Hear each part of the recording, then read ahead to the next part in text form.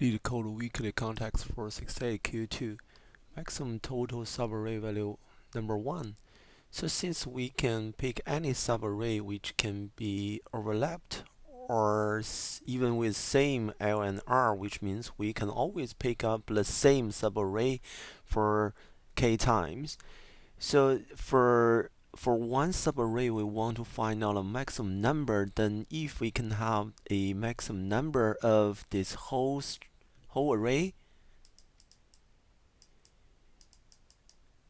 and the second, the minimum number of this whole array. So no matter where they are, we can always just choose k times of where the minimum number is and where the max number is. So between with this range, we just pick this subarray k times. Then the final result will be time k times blah blah blah.